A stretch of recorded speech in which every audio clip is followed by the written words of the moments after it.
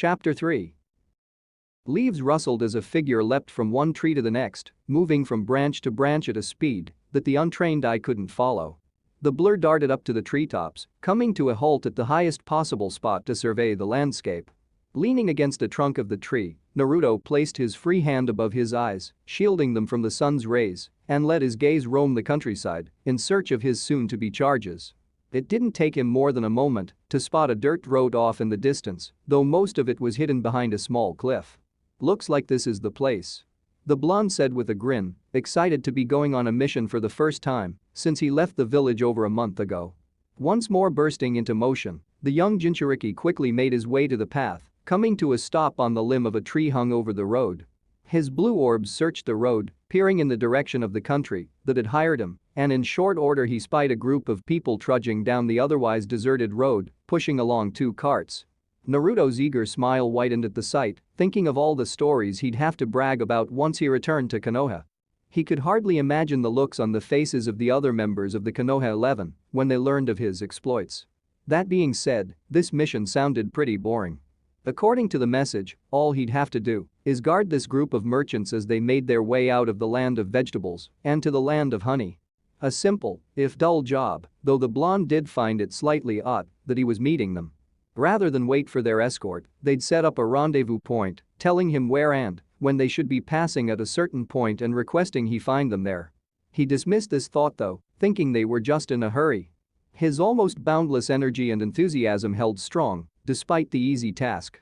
A mission was a mission, and he was not about to screw up the first one he ever did on his own.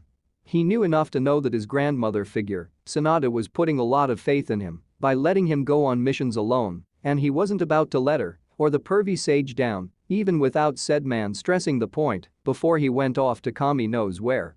A brief flicker of annoyance flashed through his mind as he recalled that his teacher had left him on his own again and was probably out spying on some hot spring somewhere. Sure, it was something of an ego booster that he was trusted to take on a job alone, but his sensei's antics still irritated him to no end. As he grew closer to the merchants, he called out, "Hey! Are you guys coming from the land of vegetables?" This alerted the caravan to his presence, and the group came to a stop as Naruto leapt out of a tree and landed before them. Two of the merchants ran forward to meet him, both of average height and build with tan skin, black hair and matching coal-colored eyes. The pair resembled one another enough to pass for siblings. Then again, to Naruto's knowledge they could very well be brothers. One was slightly shorter than his companion and wore a gray coat with orange lining that went down to just below his knees, light green pants and tan work boots, along with a brown hat on his head. The other peddler had a slightly narrower face with prominent cheekbones and thinner eyelashes than his brown-clad counterpart. He wore a light blue shirt with an ice blue hat, white pants with blue lining, and brown shoes, and kept his hair tied in a short ponytail. "Yes, but who are you?" the blue-wearing man replied. "I'm Naruto Uzumaki. I was sent by Konoha to help you guys out and protect you." Naruto replied with his usual fox-like grin, reaching his hand up and flashing his headband since they hadn't identified him as a ninja of Konoha. "Lady Hokage only sent one genin?" The man in brown asked with an almost incredulous tone, a deep frown marring his face and a look of slight disappointment in his eyes while his ponytailed friend schooled his features. It was they who'd contacted Konoha for protection. While it was true, they had only paid for a C rank mission, they had expected a team of genin, hopefully accompanied by a jonin escort. It was a method many used to game the system and one Naruto himself had actually encountered before. Can't pay for a B rank mission, assuring Chunin level support or higher. File the mission under D or C rank and you're almost sure to get one experienced jonin accompanied by 3 young genin. Just hope that they don't abandon you for lying should they find out the truth.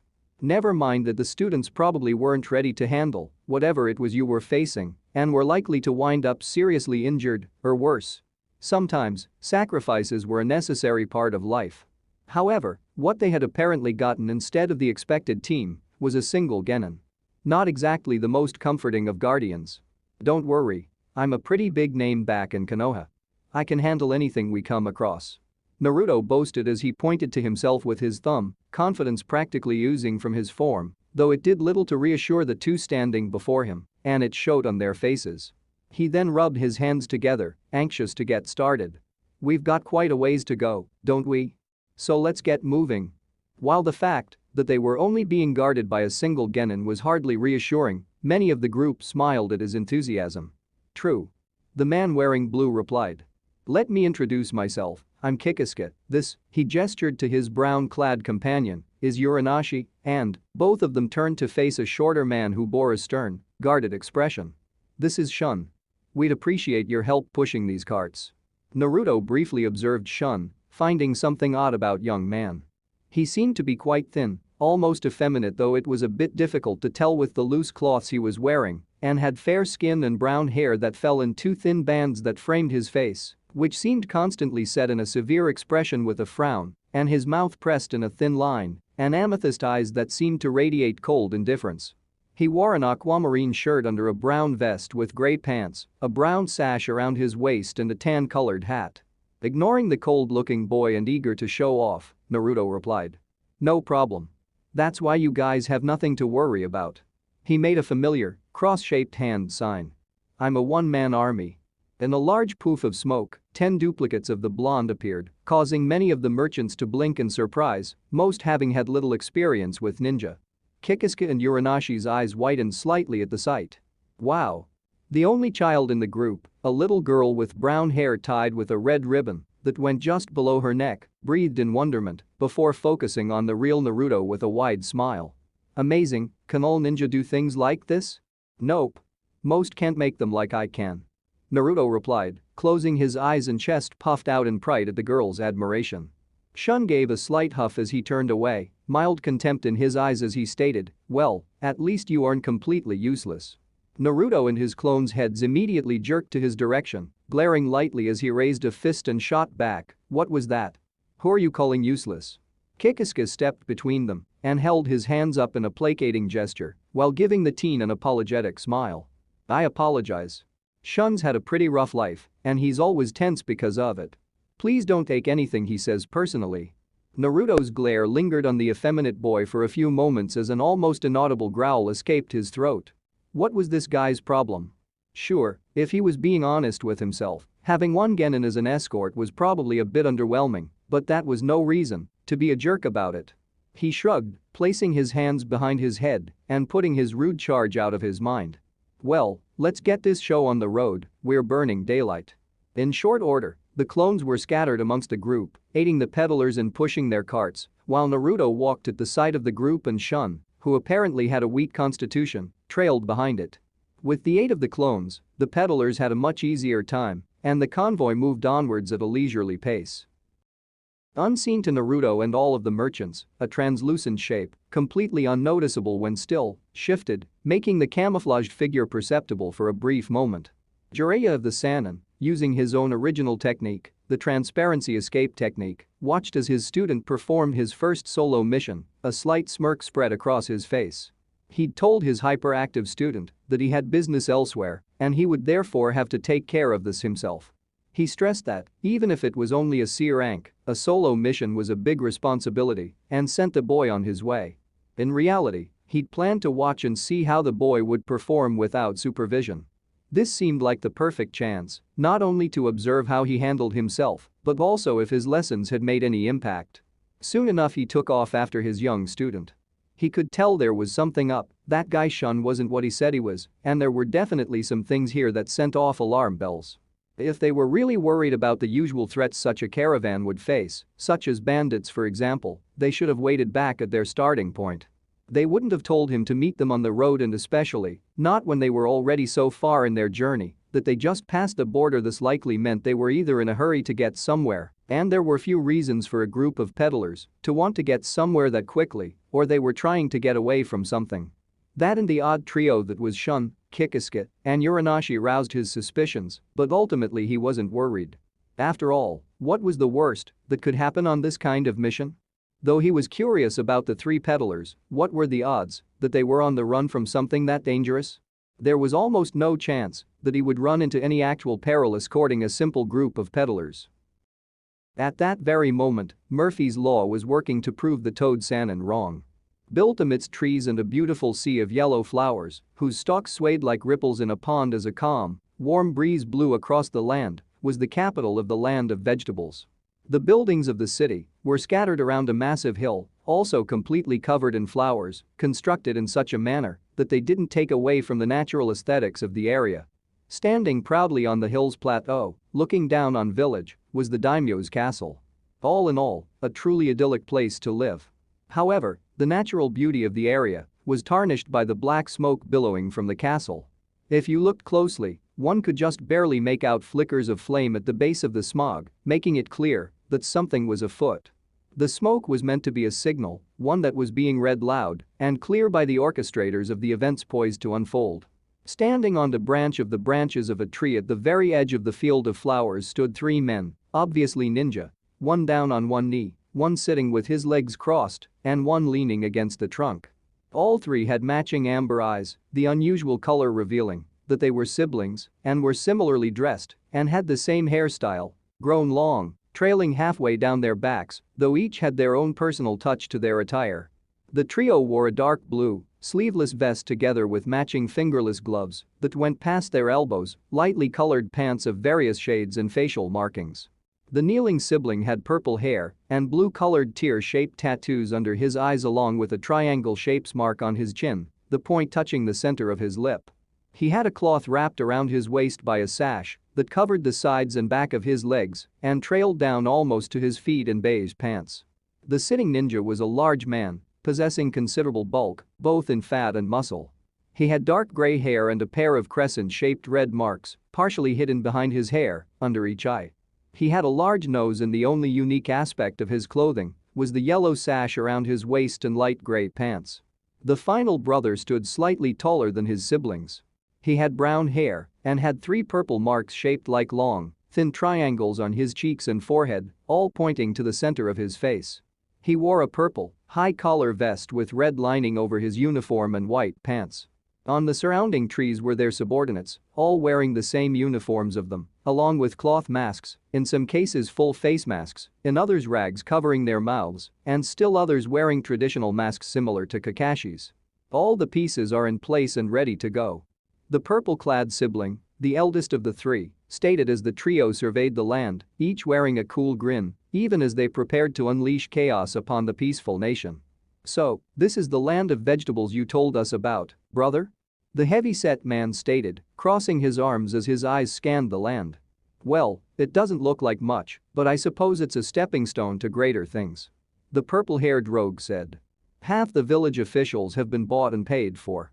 At our signal, the castle will be overthrown from within," the oldest sibling stated before turning to look at his younger brothers. "From this day forward, we'll be this country's daimyos." Daimyos? The largest of the three said as if testing the word out, imagining his future station. "I like the sound of that." The purple-haired man chuckled. The three turned their gazes back to the castle, surveying the land which, in their minds, already belonged to them, as their men awaited their order.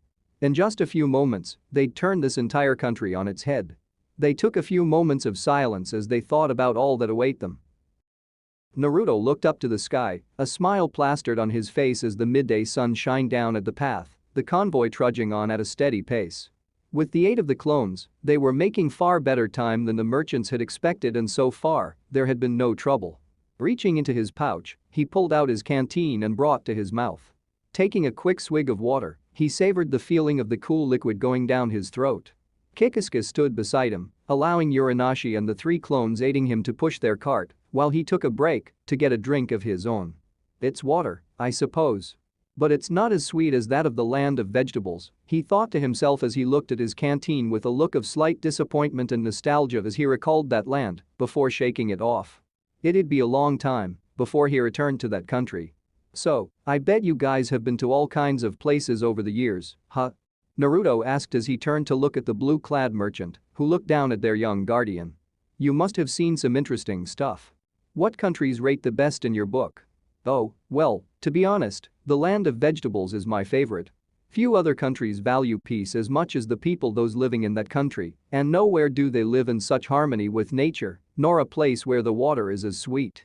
The merchant replied, before tilting his head slightly, raising an eyebrow in curiosity. "But I could say the same about you. You must be quite the ninja since they're allowing you to perform a mission, even one as simple as this, at so young an age. Have you not been to many places as well?" Naruto rubbed the back of his head, giving the man a sheepish smile as he replied, "Well, I have seen to some pretty amazing things, but I actually haven't been a ninja all that long." He averted his gaze, looking to the side and to the ground. "To be honest, the only reason I'm on this mission on my own is because there wasn't anyone helping me." Kikisuke's head jerked back, his eyes whitening minutely at the admission. "What do you mean?" "I had heard that Konoha endured many losses during that affair a few months ago." "Did they really suffer that many losses?" "You mean the invasion?" Naruto questioned, his expression darkening slightly.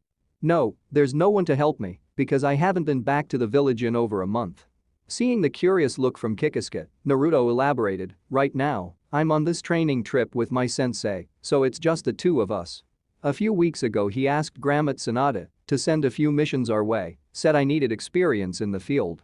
"Ah," the merchant replied in understanding, though he noted the blonde's rather disrespectful nickname for the Hokage. "They must be close," he noted.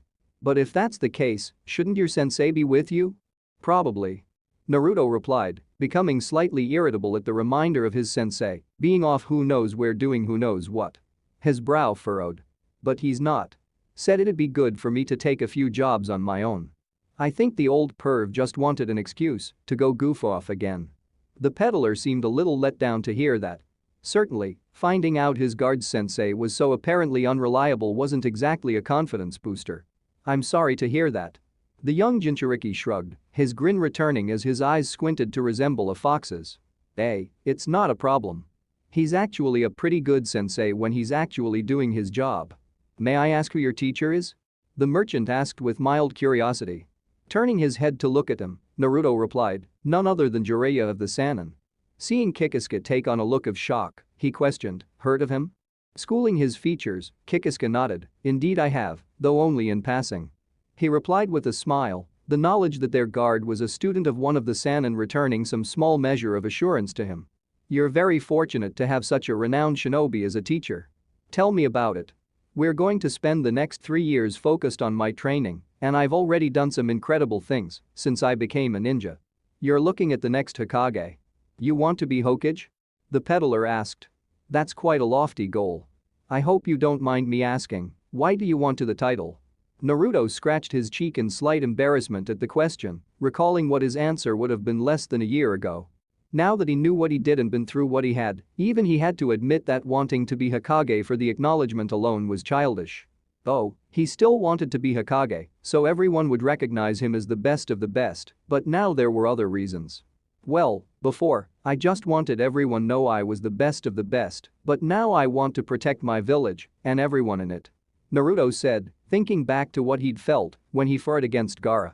Now granted, he hadn't exactly forgiven the people who had mistreated him just for being a Jinchuriki, but his loyalty to the village trumped his ill sentiments for them.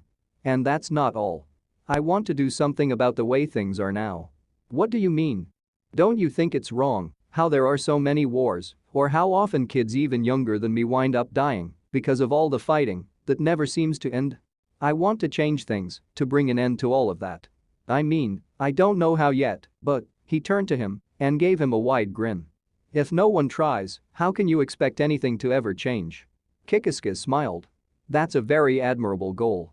I understand your late Hokage worked towards a similar goal." Naruto's eyes fell back to the groan at that, his expression becoming somber. "Yeah, he did, he was like a grandfather to me." "So you're carrying on his wishes?" The blonde Uzumaki closed his eyes before shrugging. "Guess I am. I mean, we both want the same things, to protect Konoha and the peace we live in." "In that case, he was a fool." A new voice cut through their conversation. Naruto glared as Kikisuke's expression turned neutral as both looked to the back of Shun, the source of the scathing remark. Working towards peace, what a joke. What he did was take the peace for granted and grew complacent. What you're talking about requires you to trust the leaders of other nations. In this world we live in, it's absurd to think that you can take anything anyone says at face value. One can never truly know what other people think, and thus all that kind of thinking does is leave you open to betrayal." "What was that?" Naruto grit his teeth and shot forward, grabbing Shun by the sleeve and forcing him to face him, staring into his eyes fiercely. He growled, "Listen up because I'm only going to say this once. I won't stand by and let anyone badmouth the Hokage, got it?" Around them, The caravan came to a halt as everyone turned to watch the exchange. Having heard the whole affair, the merchants couldn't help but take Naruto's side. "Granny says you shouldn't speak ill of the dead," the little girl Momiji said from her perch at the top of the front cart. "She's right, you know," said old woman said as she took a step towards them, hoping to defuse the situation. "From what I understand, the third Hokage was a great leader. You shouldn't look down on him for trusting others for the sake of peace." HMPH. Shun responded, yanking his hand away from Naruto's. "And how precisely did putting his trust in others turn out for him?" "That's right, his village was betrayed by his so-called allies, and he wound up dying protecting his people from his own mistakes." With that, having said his piece, Shun resumed walking. Naruto glared at Shun, gritting her teeth while restraining himself, recalling his first Jonin sensei, Kakashi's words. "You can't demolish a client, Naruto. It doesn't work that way." But it was so hard. While he had more control over himself than he once did, he still couldn't stand to hear someone speak ill of his late grandfather figure. Using all his willpower to hold his tongue so that he didn't start a fight with one of his charges, Naruto huffed as the caravan continued moving. At that moment, two figures were rushing through the trees, moving with the speed and swiftness of an experienced shinobi, making nary a sound as they rapidly closed the distance between themselves and the convoy Naruto was guarding. Catching a brief glimpse of it far down the road, they went deeper into the forest that framed both sides of the path, their mission clear in their minds: find and eliminate the target and anyone else they happened to encounter. Unbeknownst to them, as soon as they were out of hearing distance, an unassuming rock burst into smoke. Naruto and all his doppelgangers tensed slightly, ready to move at any moment, their eyes hardening as memories hit them. Two unknown shinobi were closing in on the caravan, and from the looks of it, they weren't just going to pass them by. Out of sight of his charges, the blonde had created a series of clones and had them transform into boulders, routinely maintaining a set distance from the caravan to alert him and his clones of any approaching threats. One might applaud the boy for his clever use of his gifts. In reality, he just wanted to make the most use of the trick he'd just learned, like a child with a shiny new toy he just had to play with. However, who cared about the reason? Either way, he now knew that someone was targeting them and from the looks of it, would probably soon attack. Unnoticed by the blonde and his replicas, Kikisuke and Uranashi's eyes also hardened as they scrutinized their surroundings. Suddenly, Naruto and his doppelgangers sprang into action as a hail of kunai rained down on the group from the trees on both sides of the road, each pulling out kunai or shuriken of their own. Naruto quickly drew a kunai from his pouch and held in a reverse grip. He shot forward and blocked three shuriken that nearly impaled Shun through the back, the thin man swerving around with wide eyes and taking in a sharp breath when the sound of metal meeting metal reached his ears.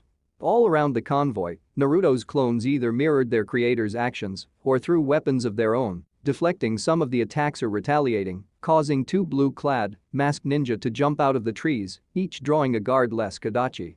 The merchants, letting out shocked cries, quickly rushed to the carts, one of the adults grabbing Momiji as he moved and hid under them, as did Shun, Kikisuke, and Uranashi. Without a word and giving no chance for their quarry to voice the question on his mind, both shot forward, both one going after the real Naruto, while the other attempted to get around the clones and attack the peddlers. Naruto blocked the blade with his kunai, but the nameless assassin pressed the attack. The clang of metal clashing against metal echoed through the clearing as the blonde was pushed back, but the assailant leapt into the air when three clones threw more shuriken his way. The other attacker, finding his attack deflected, bolted away, with four clones in pursuit.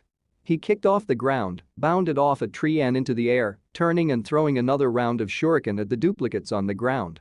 All of which were blocked, and three of the clones jumped into the air, each brandishing weapons of their own as they closed the distance.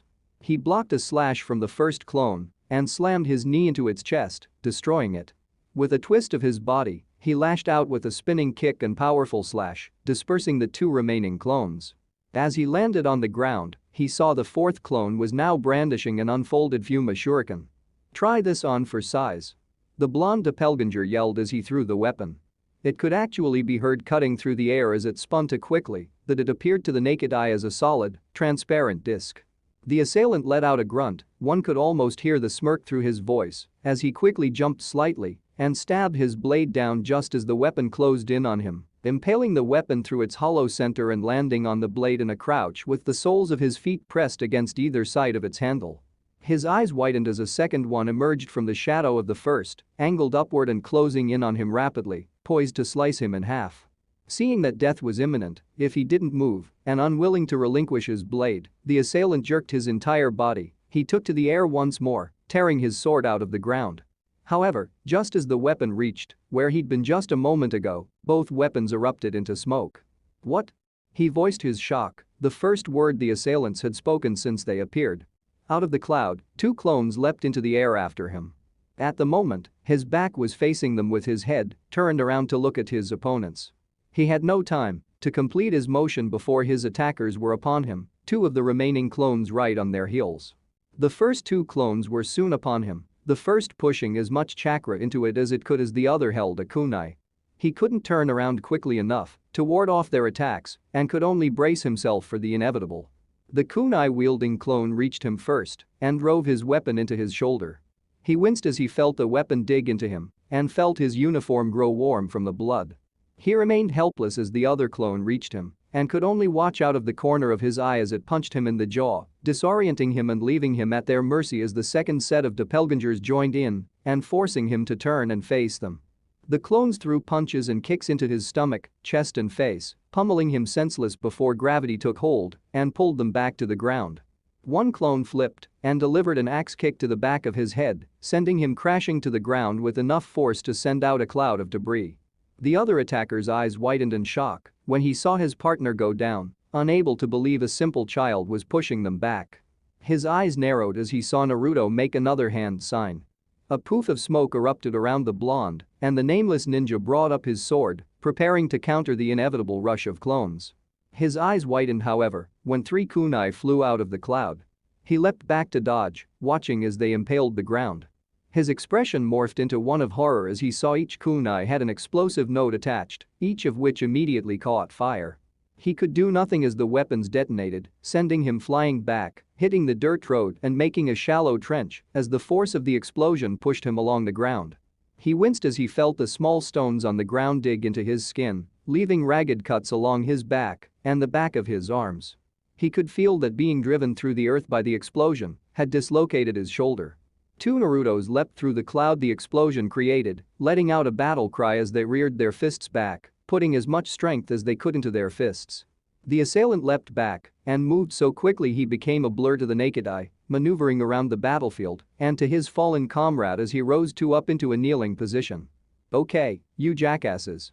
The real Naruto began as he took a step forward. "We can do this the easy way or the hard way. You ready to give up and tell me what the hell you're thinking attacking this caravan, or am I going to have to pound your ugly mugs into the dirt some more?" The two looked at each other, seeing they were now wounded and at a big disadvantage. On top of that, the fact that the boy was using shadow clones the way he was without even looking winded suggested he had a freakish amount of chakra and could probably replace them as quickly as they fell. Chances were if things continued this way, they would lose. That could have several outcomes, and none of them were pleasant.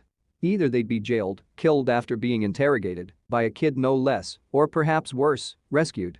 Knowing what their bosses were like, what they would do to them if they found out they were beaten by one kid who probably wasn't even a chunin yet. In any other situation they would have shuddered. For that very reason, they couldn't return, even if they found their target. They'd never survive once their bosses discovered how they were driven off. They couldn't run either. They knew too much. They'd be tracked down and killed if they didn't report back. With all choices apparently ending in death, the two gripped their swords, one with both hands and the other with just one, not bothering to attempt the motion with his injured shoulder, and raised their swords above their chests, their blades pointed towards them.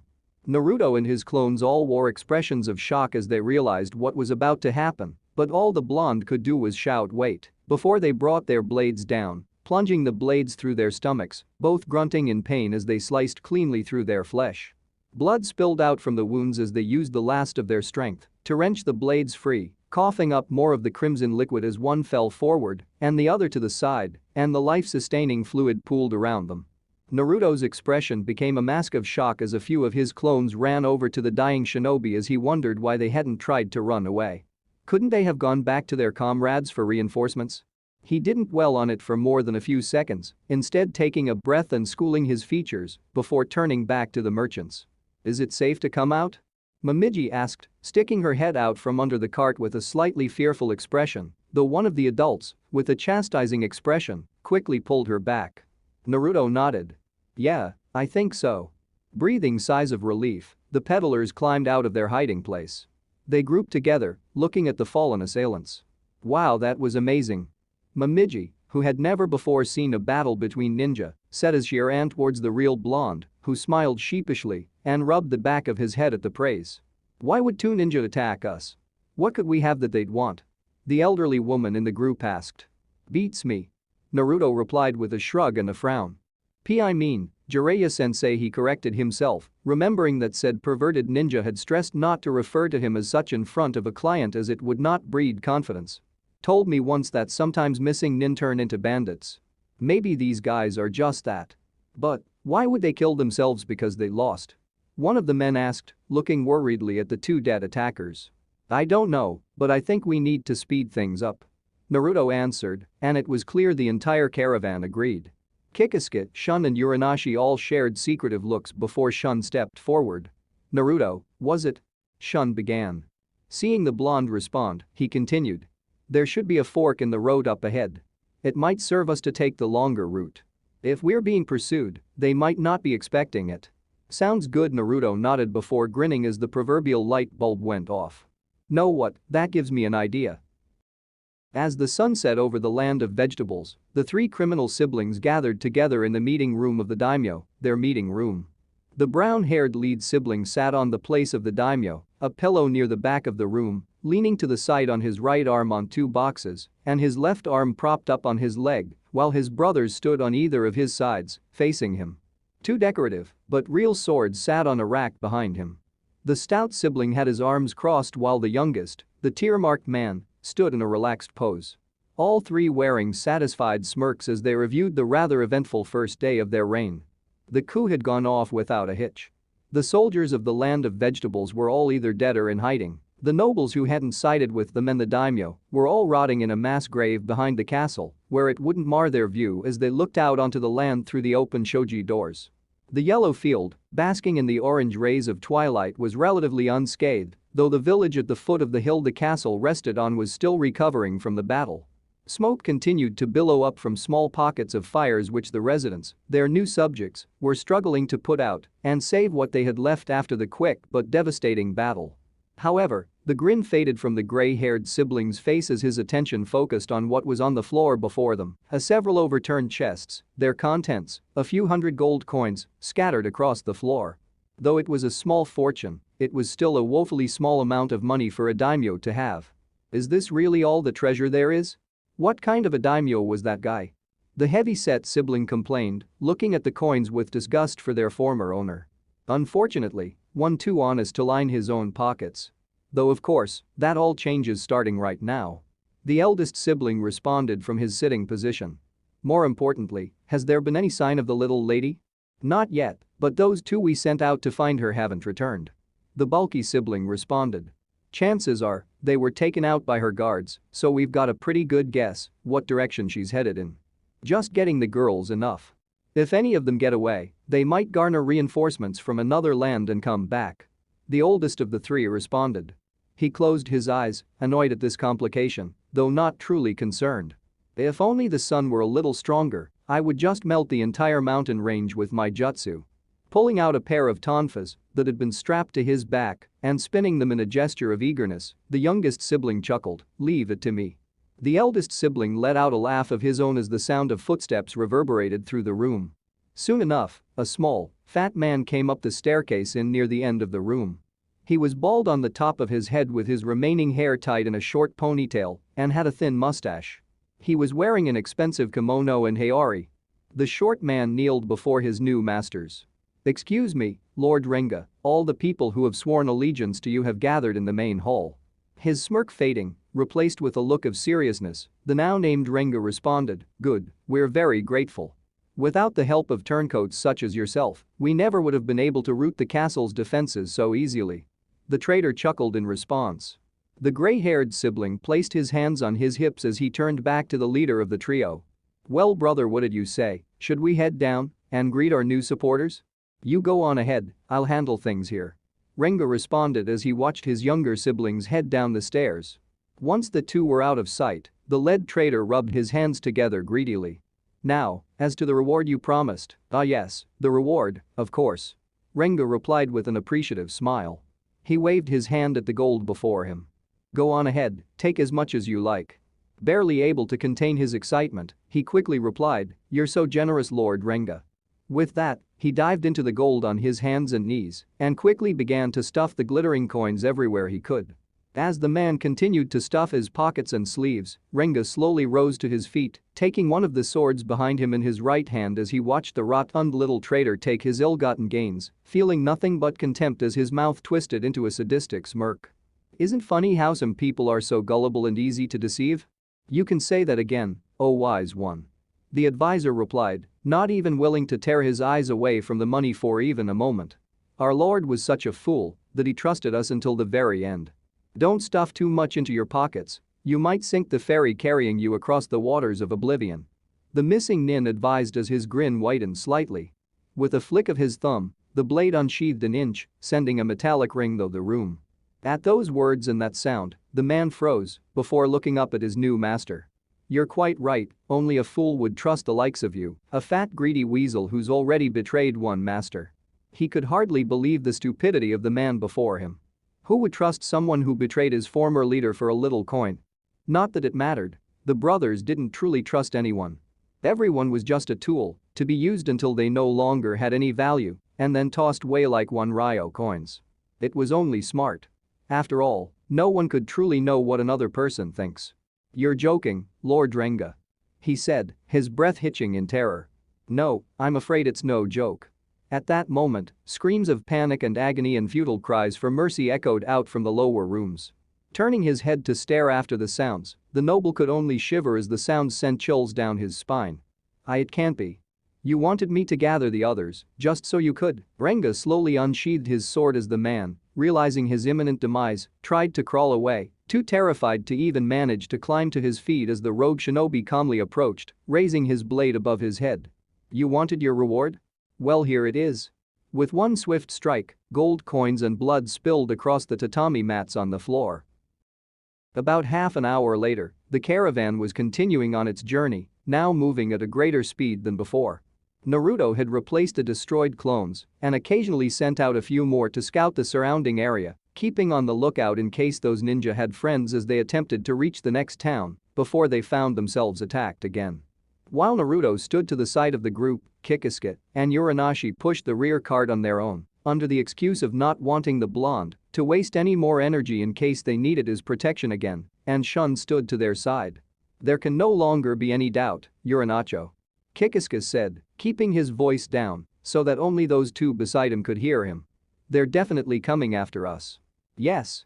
Uranashi, revealed to be Uranacho, responded. "Stay with Lady Haruna," Kikisuke ordered. "Why, what are you going to do?" Uranacho looked at his partner out of the corner of his eyes. "We can't wait for them to attack. There are too many people in the caravan to defend. The boys' countermeasures are good, but they may not be enough to give us the time to reach the next town. If I can find them first, there's a chance I can divert them or slow them down." The blue-clad man explained, his expression one of confidence and resolution. "They say there are 3 of them. Rogue ninja with unknown, powerful jutsu," Uranacho cautioned. "I know. But I'm confident that my jutsu will be more than a match for theirs." "Very well then. Good luck, Kikunacho," Shun responded. "Thank you, Lady Haruna." With that, after making certain he wasn't being watched, Kikunacho disappeared with a body flicker, leaving Uranacho and the now revealed to be Haruna alone to excuse his absence. Kikunacho, now clad in shinobi clothing consisting of a blue, open flak jacket over a tan shirt and fishnet armor with a sword strapped to his back, bolted across the forest floor, searching for any enemies in hiding, keeping his senses open for any sign of the enemy. "I will protect Lady Haruna with my life if need be," he thought with conviction. He knew very well that this could be his final mission, but for a ninja, that was always a possibility. But in this case, it was far more likely than usual. He had no idea what kind of ninjutsu their enemies used, but he knew that, whatever they had at their disposal, it had been enough to topple their beloved home. He had to do this. Not only for Lady Haruna, but to avenge what these arrogant bastards had done to the land of vegetables. For their fallen daimyo, for all the lives they'd ended and ruined on their egomaniacal conquest, he had to do something to bring them down. What the hell? A familiar voice called out from above, cutting through his thoughts. He stopped dead in his tracks and jerked in the direction the voice came from as one of the many clones Naruto sent out to scout the surrounding area leapt out of the tree, landing right before him in a crouch before bringing his head up and sending a furious glare his way. He could hardly believe it. How could he not have sensed his presence? When he first laid eyes on the boy, he'd thought that, even considering how many shinobi wore bright, normally easily detected clothing, he had been the single most visible ninja he'd ever seen, not to mention that he could already tell he had a habit of being a loud mouth. Apparently, the boy had an act for stealth. Then again, his battle with those two assailants earlier should have told him there was more to him than meets the eye, but he'd thought his talents lied solely on the field of combat. Obviously, that wasn't the case. Kikisuke, the blonde doppelganger began, his mouth twisted into a snarl as he rose to his feet. What are you guys trying to pull? While the young Uzumaki wasn't exactly known for having startling intellect and Jiraiya hadn't been teaching him long enough to change that, he was still smart enough to put two and two together. And the answer he got pissed him off. The caravan was being attacked by unknown assailants for reasons he couldn't begin to guess at. One of his charges was a ninja in hiding and was now rushing off to face said attackers. It didn't take a genius to figure out that not only were he and those two who stuck with him not who they said they were probably the target of the earlier attack. Of course, he was mad that they had decided not to tell him these all-important details, but worse was the fact that they were using that caravan back there as a shield to cover their escape, even when they knew their enemy would have no trouble wiping the whole thing out. What was the point of keeping the act up when the guys you're hiding from already know where you are? Nothing, it just put them all in danger. Naruto, no, you're one of his clones, aren't you? Kikunacho said as he analyzed the clone and the situation. The Naruto clone didn't respond to the question however, and instead angrily pointed an accusing finger at the ninja of the land of vegetables. It's you, isn't it? You're the ones that those guys back there were after. What were you thinking, using kids and old ladies as shields? We didn't have a choice. Kikunacho shouted back. He and Urinacho hated that they'd needed to sink so low as to plan to use children and the elderly as decoys, but there wasn't any other way to safely get their princess out of the country quickly enough. Besides, they were shinobi. Part of the job meant that sometimes you would have to do things you weren't proud of. We had to. Save it. Naruto cut him off abruptly, sweeping his arm out. You can spill your guts to everyone back at the caravan. If I do that, Kikunacho trailed off, averting his eyes from Naruto's condemning stare and looking to the ground with a conflicted look before his expression hardened. After a moment, his head rose again, and he gripped his sword. You're just a clone. To keep Lady Haruna's secret, I'll destroy you if need be. Ha! Hate to break it to you, but you'd just be wasting your time. Kikunacho frowned at the boy's perceived slight at his skill, but before he could respond, the clone continued. You want to know something cool about us shadow clones? When we pop, our boss and all our copies get our memories. He said, tapping his forehead with his index finger with a cocky smirk. So go ahead and destroy me, you'll be saving me the trouble. Kikunacho's eyes widened. Though that jutsu was well known throughout the great villages, not many minor nations possessed it, and consequentially he hadn't known that little tidbit of information. His shoulder slumped, and a look of defeat crossed his features, knowing that he'd failed to keep his new lord's secret. Forgive me, Lady Haruna. Frowning, Naruto questioned, so, who's this Haruna? Is she the one they're after? Then he shook his head. Forget it, you can explain back at the caravan. With that, the clone dispersed. Remembering what the clone had told him, and aware his charge was now in hot water, he quickly used a body flicker to return to the caravan. While he knew it was against his master's wishes, this may be for the best. Continuing this act wasn't really benefiting them anymore. Naruto and his clones froze all at once, their faces masks of shock as their minds processed the information the recently dispersed clone had gained before hardening. The blonde's hand clenched into a tight fist as he let out a growl of anger. Everyone, stop! Naruto yelled, and instantly the caravan obeyed his command as all the peddlers turned their eyes to him. What is it, Naruto?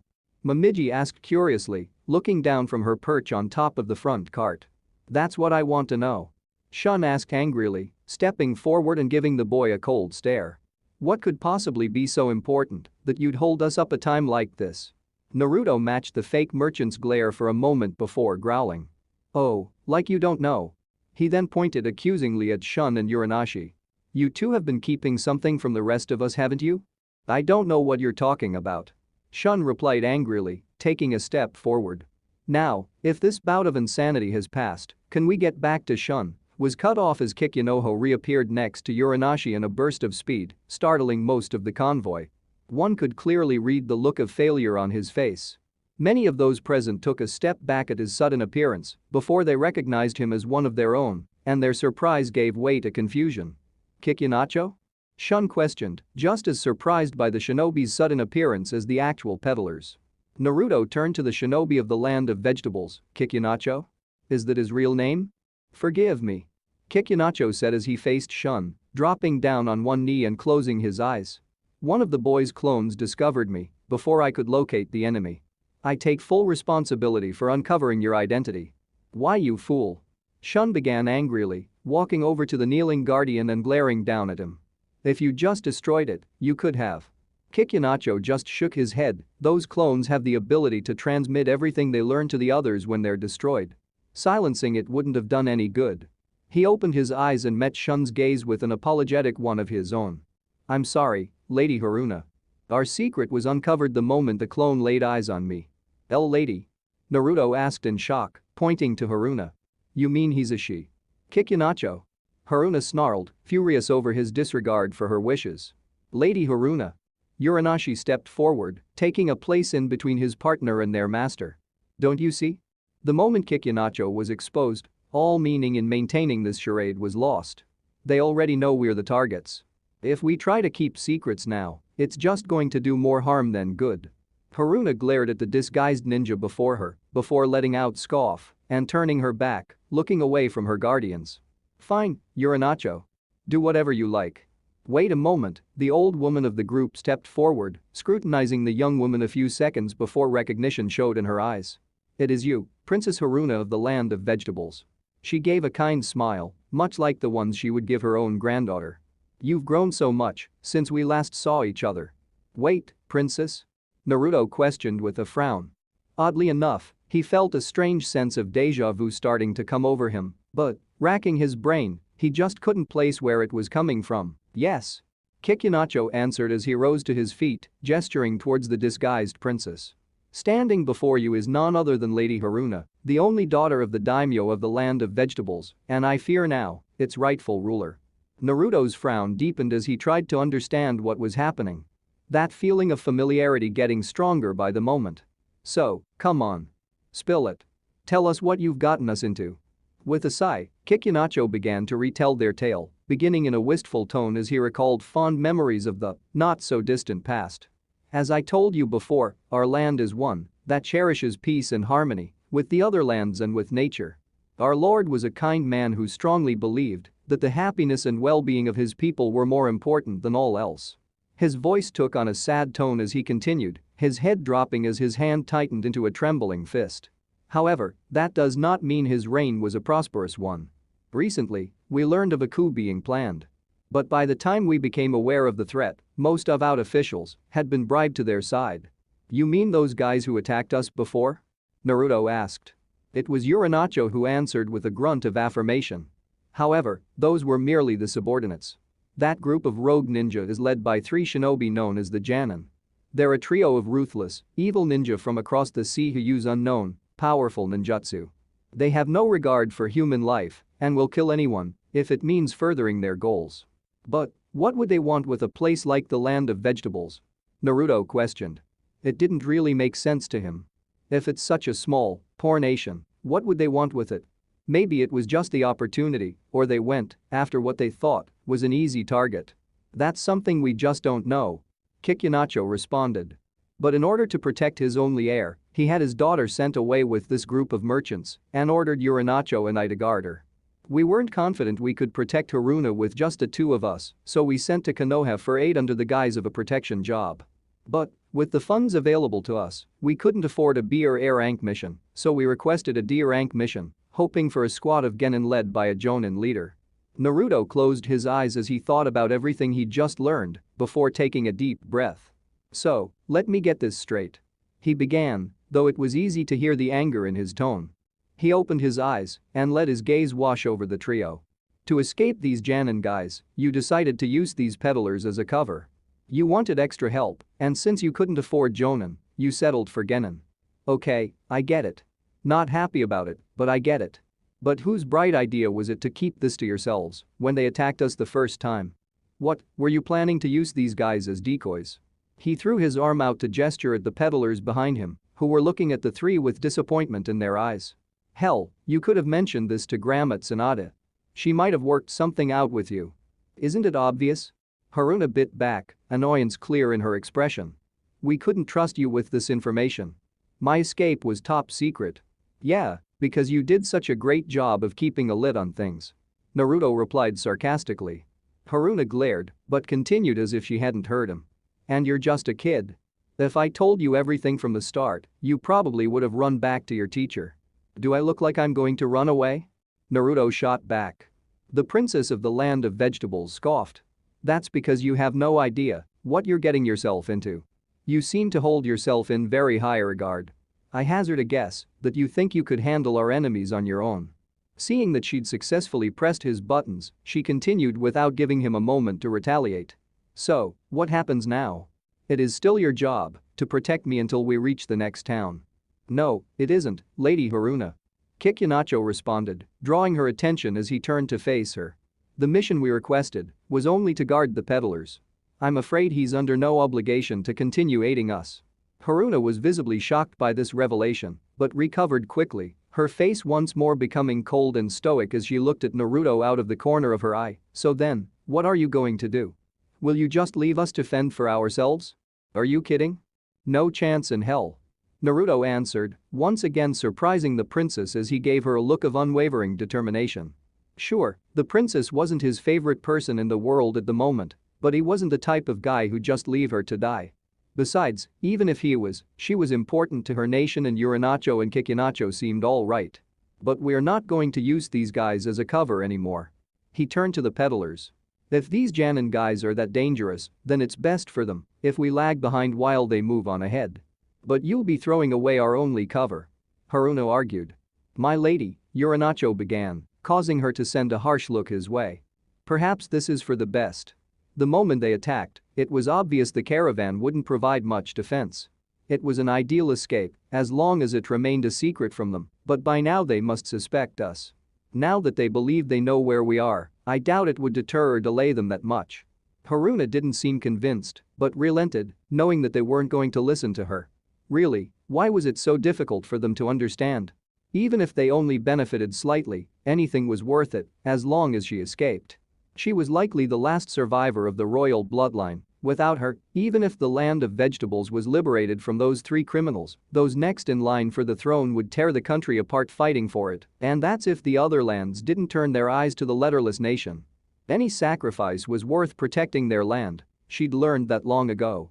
Kikunacho, it might be best if you help out with the decoy I sent out before. Urinacho and I can take care of the princess. Naruto said, taking charge of the situation. Kikunacho nodded. I was thinking along those lines myself. All right, you guys know what to do. To play it safe, leave everything you don't need behind. Now let's get moving. End of chapter 3.